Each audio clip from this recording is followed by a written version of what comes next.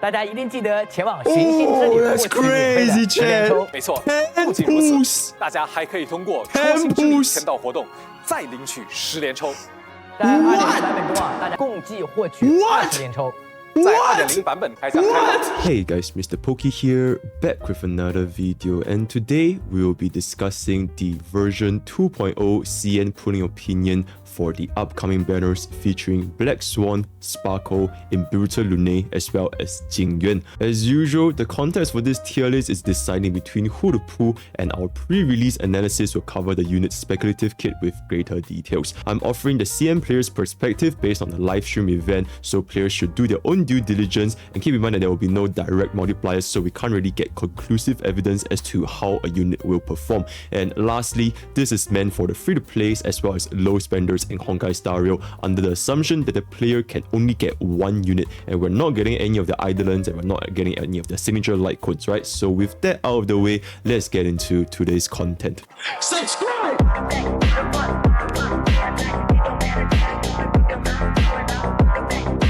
And the very first thing that we're going to be talking about is going to be the estimated pool income for version 2.0. Now, as we know, the version 2.0's entire patch duration actually lasts 1 extra week compared to all of our previous patches, going from 7th of February all the way to the 27th of March. This is likely to coincide with honkaistarrail's anniversary event coming in the 26th of April. So these are the numbers that has been calculated by the CN community. Keep in mind that they are estimation and they are not 100% confirmed, but essentially it boils down to, for complete free-to-play players, they will be getting around 13,975 stellar jades with 25 special summons and 17 normal summons, right? And then for the monthly pass holders, they're going to be getting 18,565 jades, while the battle pass plus monthly card holders are going to be getting 19,245 jades with an additional 4 special summons. So generally, we can see that for version 2.0, this entire patch is looking to be honkaistarrail's most generous patch by far, and strictly from completely at 0 PT, players can definitely snag at least 1 copy of these 4 units. So with that being established, let's just jump straight into each of the individual units and their pool ratings, right? So for the very first unit we're going to be talking about is going to be Black Swan, who is our DOT DPS slash debuffer unit. Black Swan, she essentially takes our DOT comms to the next level, as she has a unique Arcana DOT with exponential damage scaling, on top of having an AoE defense threat as well as a potential 5 target ultimate. So her skill inflicts Arcana plus defense down, the talent increases Arcana stacks as well as increased damage from each Arcana the more we stack Arcana, which is why I mentioned that is the exponential scaling, as well as some sort of other debuffs that has not been revealed from the trailer. And lastly, the ultimate, at a glance we know that she does damage, but it's very unlikely that the ultimate only does damage, so we should be seeing more debuffs coming from the ultimate. And then for a supplementary 4 stars, it's going to be Jingyuan, Misha, as well as Square Knife. Now overall, these are all excellent 4-star units. Jingyuan is essentially a 5-star harmony unit in disguise, with her Eidolon 6 enabling a lot of awesome rotations, going from 50 energy to 60 energy regeneration. Square Knife is also a really nice to go with Black Swan as a DOT or just as a general debuffer with Fire Kiss. Misha is going to be our newest 4-star unit, so we do need further testings before we can conclude what kind of value he provides to the players. But generally speaking, for DOT users, Black Swan is going to be at a 10 out of 10, but for non-DOT users, she's going to drop down to around 5 out of 10. Now in CN's opinion, Black Swan's standing may not be as impactful as Kafka on a DOT team, comparatively speaking, right? Since for Black Swan, she cannot trigger other DOT units, but she's definitely a very nice icing on the cake for DOT team comps. One example that I can think of right now, if currently we are going to be facing against an enemy that is weak to wind, then sure, if we run Black Swan, we apply all of our debuffs, all of our DOTs, deal toughness bar damage, inflict wind shear, everything is good. But in the future, if we are going to be pairing against other enemies that do not have wind weakness, Black Swan compared to Kafka will have less of an edge, even though she does have defense down as well as other debuffs, because at the end of the day, Kafka's ability to trigger all sources of DOT, from break DOT, from her own DOT, from any of the allies elemental DOT, just places her a league above Black Swan when it comes to flexibility for a DOT team comp. But that being said, even without Kafka, Black Swan is definitely still extremely capable with impressive DOTs as well as an AoE defense down, but players do need to manage Black Swan's actual performance without Kafka. So at this point, for players thinking of picking up the DOT team comp, Kafka right now inherently holds more value than Black Swan. Think of Kafka as the foundation to building a house, while Black Swan is like the furniture that you will add into a house. You wouldn't want to add a furniture before you create the house itself, right? So that is basically the general consensus of Black Swan so far. And then moving on to our next new unit is going to be Sparkle. Now, Sparkle is our very first ultra skill point positive harmony support with a crit damage buff, action value advance, as well as a recovery of 4 skill points per ultimate. As we can see from the live trailer, it is not very noticeable, but we can see that when she casts ultimate, there is 4 flashes over there, so it is definitely 4 skill points, right? So with all these combined into one, 5-star harmony units in general are once again looking to be the winner of the patch, right? Last patch it was Ruan Mei, and now very likely it's going to be Sparkle. For skill, we do know that is a crit damage buff as well as an action value advance, even though we don't really know the multipliers. For talent, she increases our maximum skill point storage by 2, as well as all allies increasing their damage after each skill point usage. So for team comps like Jingyuan and Imbibitor Lunae, who really needs a lot of skill points to let go of their full combo, this is absolutely invaluable when it comes to the in-game performance, right? And lastly, her ultimate is going to be recovering 4 skill points and very likely to be an additional buff, as you can see from the animations of this here. Well, we're not exactly sure what buff it is. And then for a supplementary 4 stars, it's going to be Sambo, Jingyuan, and Hanya. For Sambo, he is a decent pick for players building a DOT team comp with Kafka, but not pulling for Black Swan. So if players are interested in building a DOT team comp, but you still want to pull for Sparkle and you already have Kafka, then consider that Sambo's Idolins are really good, especially his E4 and E6, right? E4 and E6 Jingyuan also massively improves a Jingyuan playing experience,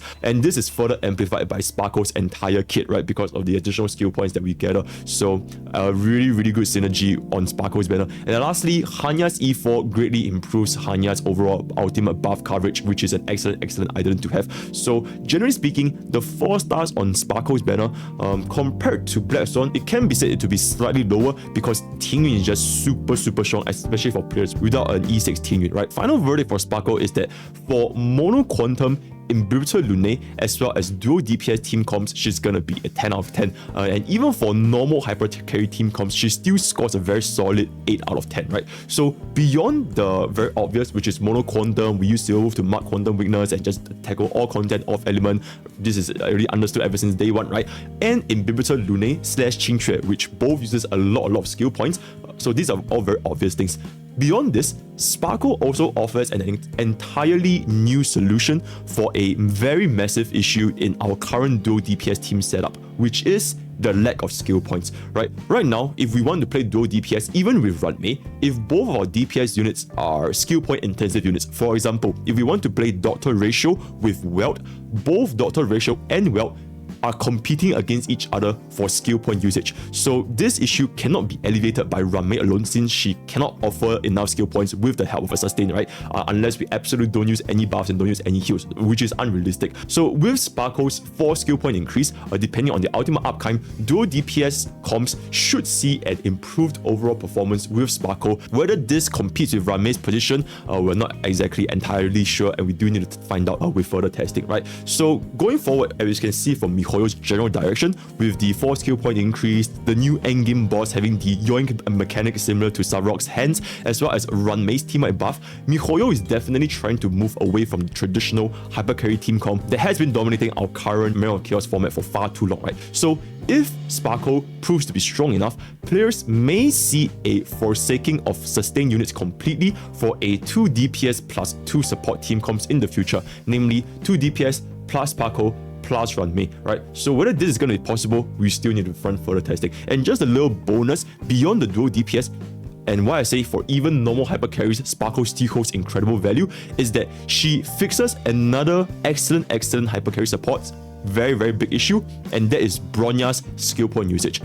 If we are not going to be running like an E1 S1 Bronya with like super fast speed, we are eventually going to run out of skill points no matter what happens. But with Sparkle's inclusion, this should be able to fix Bronya's skill point issue, and she can now cast a skill every single turn, which can vastly increase our DPS output without worrying about skill point issues, right? So we could see a Sparkle Bronya plus a hyper carry setup. And so generally speaking, in version 2.0, CM believes believes that Sparkle offers the most flexibility and value for players, regardless if you're free to play, or low spender, or just want to build any sort of team comps, right? Because at the end of the day, we do need to build 2 separate team comps for Memory of Chaos. So she does have a potential to match Ruan Mei's position upon release, which is slotting into quite literally almost every single team as of date, right? Then now moving on to our 2 rerun banners, let's just first talk about Imbibitor Lunae, right? He is our ultra scaling hyper carry because he still boasts the highest turn-by-turn damage output with his obscene 500% plus 360% damage multiplier from his Fulgurant Leap, which is the 3 enhanced skill point basic attack, right? So with the right supports and relics, Imbibitor Lunae has the potential to be the strongest DPS in honkaistarrail as long as we give him enough skill points. So some points to consider is that his biggest issue is his, of course, skill point limitations. But with Sparkle's release, this will most certainly almost be a non-issue. So for players who do have the extra stellar jades to pull for both Sparkle plus Imbibitor Lunae, you should be able to see a very, very nice performance in game, right? And then for players who already have Imbibitor Lunae and are considering to go for its Idolins, Imbibitor Lunae's Idolin 2 is single-handedly the strongest DPS Idolin 2 bar none ever since the release of Honkai right? This is quite literally a E6 Idolin in disguise, right? So super strong, and if players do want to experience true power by playing E2 Imbibitor Lunae, then do consider going for this rerun. And then lastly is that he has extremely strong investment scaling with the relic quality as well as trace quality, right? So this is perfect for players who want a unit that scales with them as their account progresses in the future, right? So the better their relics get, the better the traces get, the better the supports get. Generally speaking, Imbibitor Lunae can scale very well just because of how high his base damage multiplier is.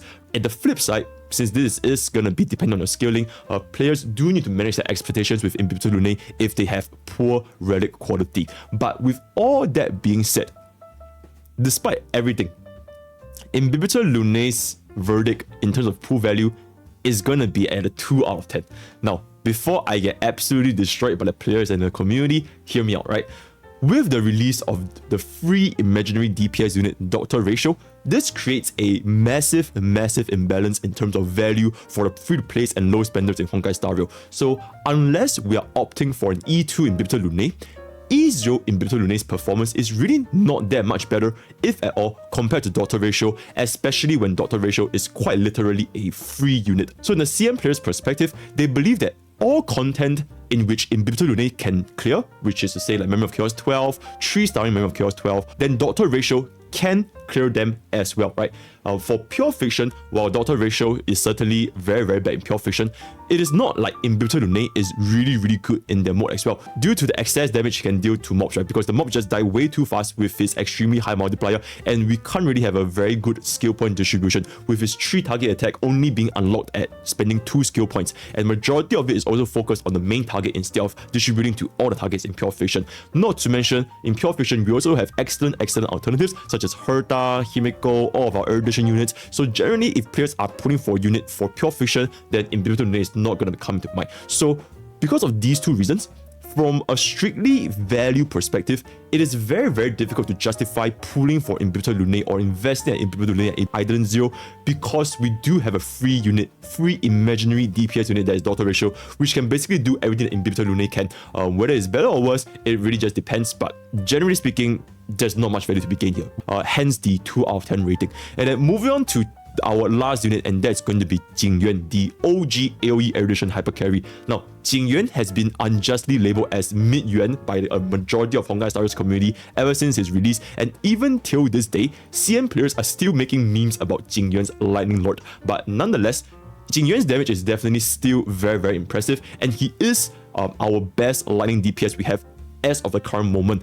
As long as players can overcome Jingyuan's weaknesses, he is definitely an excellent DPS unit for any player, right? So Lightning Lord being backloaded, acting once a turn, and for the potential for it to hit the mobs due to the poor relics because our skill and ultimate couldn't kill the mobs, these are all very concerning areas of weaknesses when it comes to a player's playing experience. But that being said, these problems are not, say, doomed, right? They are fixable with stronger relics to destroy the mobs before Lightning Lord, and teammates such as Huo, Fu Xuan, Ruan Mei, Tianyun to prevent crowd control and to increase Jingyuan's overall damage to make sure that Lightning Lord always lands at the target required. And even if our Lightning Lord is slow, as long as that one lightning lock hit does a ton of damage and just straight up destroys the enemy, then we won't really feel the weaknesses that much, right? So his investment value really comes only if we invest heavily into Jingyuan, which can also be said for Imbibitor Lunae.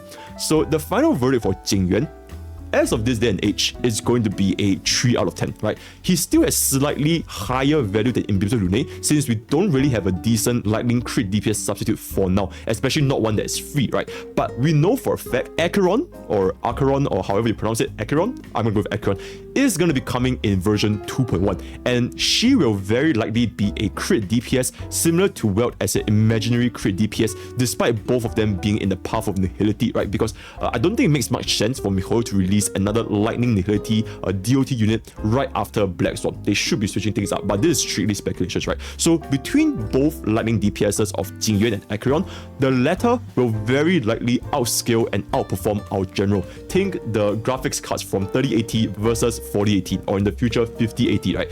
As the game progresses, generally speaking, in gacha games, DPS units tend to just outscale one another, especially if they are on the same element doing a same purpose, right? Which is crit DPS. So if players really want to spend the standard jades for lightning DPS unit, then they should consider waiting for Acheron's kit review before pulling the trigger on whether do you want to pull for Jingyuan or whether do you want to pull for Acheron, assuming that we are talking about in-game performance, right? We're not talking about husbando waifu purposes, strictly in terms of ease of usage, investment value, and their usage in the end-game content. So in summary, it's very straightforward for patch 2.0, frankly speaking. The most universal value is definitely going to be Sparkle, and then for players who are going to be building a DOT team, especially if you guys already have Kafka, then do get yourself a Black Swan. And then comparatively worse, Imbibitor Lunae and Jingyuan, there really is not much of a means to recommend them for players to pull for them over Sparkle or Black Swan. I'm not saying that you guys really should not pull for them, but if you guys can really only choose like one unit between these four, it is very difficult to justify Imbibitor Lunae and Jingyuan over Sparkle, right? Or Black Swan if you're going to be playing DOT. But that being said, I've already mentioned Imbibitor Lunae and Jingyuan's weaknesses, but some potential weaknesses for Black Swan and Sparkle, right? For Black Swan, she's a 5-star DOT unit, which means she's probably or very likely going to outscale our 4-star counterparts for a Kafka DOT team comp. But that being said, eventually in the future, more and more 5-star DOT units should come from the fire element, physical element, or even lightning element in the future, right? So the appeal for a 5-star DOT may go down, while Kafka's universal DOT trigger will be the key for pretty much any DOT unit, right? So because of this, like I mentioned earlier as well, if players do want to build a D2 team comp and they're stuck between choosing either Kafka or Black Swan, since Kafka's banner is right now, they should consider pulling for Kafka before pulling for Black Swan, right? So that is that. And then for Sparkle, for players without Silver Wolf or Bronya or any of the key units like Imbibitor Lunae or Qingque, then Sparkle will not be as flexible as Ruan Mei, since most of our DPS right now, they don't really face skill point issues with our other supports, right? So things like Blade, Jingliu, Sile, Jingyuan, all these units, they spend 1 skill point per turn, and under normal team building circumstances, such as like your Tingyun, your Pella, your Huo, your Sustain, generally speaking, we don't really require so many skill points to be given to our team, right? So because of this, she might not provide as much flexibility as Ruan Mei.